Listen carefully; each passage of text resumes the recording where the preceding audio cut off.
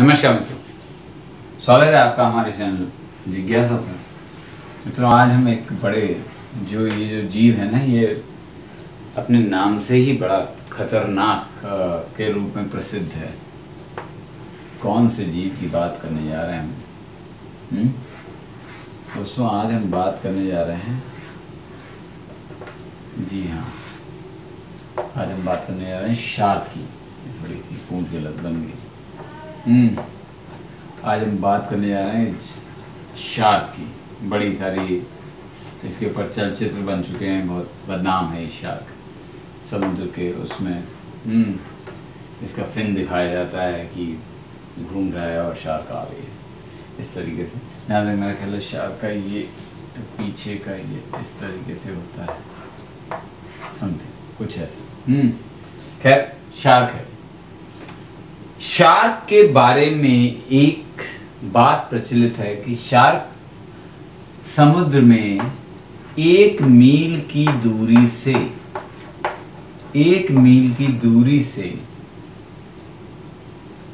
खून की एक बूंद अगर पानी में गिरी हो तो 1 मील की दूरी से, 1 मील में होते हैं 1.6 किलोमीटर, इतनी दूरी से ये खून की एक बूंद का पता लगा सकती है। शार्क में बड़ी सारी खूबियाँ होती हैं, सूंघने की बढ़िया क्षमता होती है। इसके मस्तिष्क के ऊतक भी बड़े होते हैं, जो उन चीज़ों को विश्लेषण करने में उनका इसकी बड़ी सहायता करते हैं। पर क्या ये सच है कि खून की एक बूंद ये 1.6 किलोमीटर से कर लेंगी? हम पहले खून की एक बूंद ही देख लें, है ना। एक खून की बूंद, देखिए दोस्तों, ये जो सूंघते हैं ना, प्रोटीन की उपस्थिति का ये वो लेते हैं फायदा। तो ये जो सूंघते हैं उसमें दरअसल वो प्रोटीन की सबसे सरल एक स्थिति होती है, सरल बनावट, जिसे कहते हैं अमीनो एसिड। और ये जीवन इसी से शुरू हुआ है। इसके बारे में फिर कभी बताएंगे आपको। अमीनो एसिड या अमीनो अम्ल मैं कहता हूँ, अमीनो अम्ल। इसके अणु होते हैं आगे पीछे खून आपका जो होता है, एक खून की बूंद में 5 मिलियन समझते हैं, 5 गुणा 10 लाख। जरा आसान तरीके से आपको बता रहा हूं ताकि आप समझ जाएं। 5 मिलियन रक्त की कोशिकाएं होती हैं, और ये रक्त कोशिकाएं लिख दे रहा हूं ताकि आपको पता है। रक्त की कोशिकाएं, एक खून की बूंद की बात कर रहा हूं, कोशिकाएं 5 मिलियन रक्त कोशिकाएं होती हैं। एक रक्त कोशिका,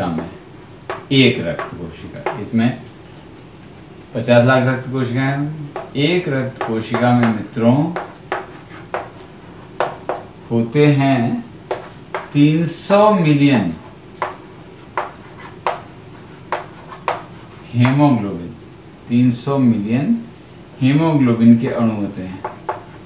हीमोग्लोबिन वो तत्व है जिसके कारण खून का रंग लाल होता है, हीमोग्लोबिन। 300 मिलियन। फिर से देखिए, एक बूंद में 50 लाख रक्त कोशिकाएं और एक रक्त कोशिका में 300 मिलियन, यानी 300 गुणा 10 लाख। फिर से सोच लीजिएगा, 300 गुणा 10 लाख हो गई, ये हुआ।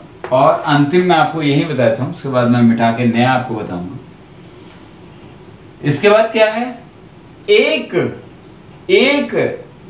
रक्त कोशिका में 300 मिलियन हीमोग्लोबिन। एक हीमोग्लोबिन में दोस्तों कितने अणु होते हैं अमीनो अम्ल के? 546 अणु हीमोग्लोबिन, क्षमा करें, 546 अणु उसके होते हैं अमीनो अम्ल के। ये आप सोचो, ये गणित अगर मैं लिखने बैठूं ना, तो एक रक्त की बूंद में कितने अमीनो अम्ल आएंगे बताऊं आपको? गिनते रहिएगा जरा, आप गिनिए, मैं नहीं गिनता।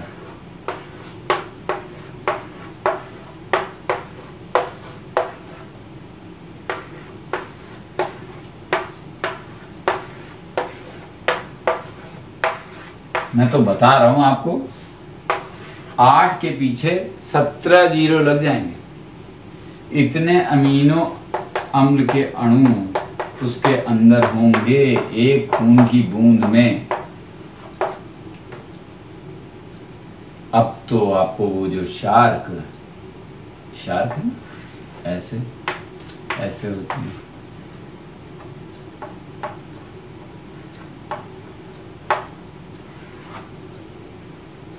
अब तो आपको संभावनाएं नजर आ रही होंगी कि शार्क सूंघ लेगी।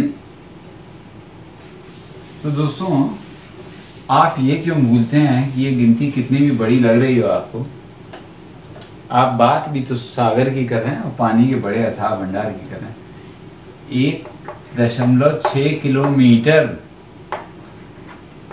इतने किलोमीटर, हिंदी में लिख दे रहा हूँ, इतने किलोमीटर में अगर पानी की एक बूंद डाली जाए तो मान लीजिए यहाँ पर 1 मील 1.6 किलोमीटर दूरी पे ही शार्क बैठी हुई है, तो और ये बूंद सब तरफ बराबर तरीके से फैले। कोई गणित नहीं ये बताता है कि ये बराबर ही फैलेगी, मगर चलिए मान लेते हैं, गणित के तौर पे मान लेते हैं कि सब कुछ शांत है, कुछ भी ऐसा नहीं, समुद्र तो कितने हलचल में रहता है, और ये फैलती तो भी यहाँ तक आते आते इतने पतला इसका, केवल अगर सब तरफ समान रूप से फैली तो मात्र 1 लाख, कितने थे अणु आपने देखे थे ना, वो 8 के पीछे 17 जीरो याद है, उसमें से केवल 1 लाख अमीनो अम्ल के अणु आएंगे। अमीनो अम्ल। सवाल शुरू से यही आ रहा था कि क्या शार्क 1 मील दूर से पता लगा सकती है? तो दोस्तों मैं बताऊं, शार्क की क्षमताएं होती हैं, लेकिन शार्क की क्षमता को जिस तरीके से बढ़ा चढ़ा के बताया जाता है, पानी में रहने वाली बहुत सारी मछलियां सूंघने में और सेंस करने में, यानी उस चीज़ का अनुभव करने में काफ़ी आगे होती हैं, और शार्क एक सामान्य मछली की तरह ही जो उसकी श्रेणी की होती है उनमें ही सूंघने में सक्षम होती है। उसकी अतिरिक्त क्षमता नहीं होती, यानी इतनी बड़ी अगर डॉल्फिन है तो उसकी भी क्षमता उतनी होगी। शार्क को बदनाम क्यों किया गया है? क्योंकि वो भाई हमला कर देती है और बड़ी ही हिंसक तरीके से वो करती है, दूसरे फिल्मों ने इसकी छवि अलग बना दी। तो इतनी दूर से आप सोचें शार्क सूंघ लेगी? इसका एक बड़ा सा उत्तर है नहीं। यानी ये आपके सामने अब कोई कहे कि शार्क 1 मील दूर से खून की एक बूंद को सूंघ लेती, बिल्कुल नहीं सूंघ पाती, बिल्कुल भी नहीं सूंघ पाती।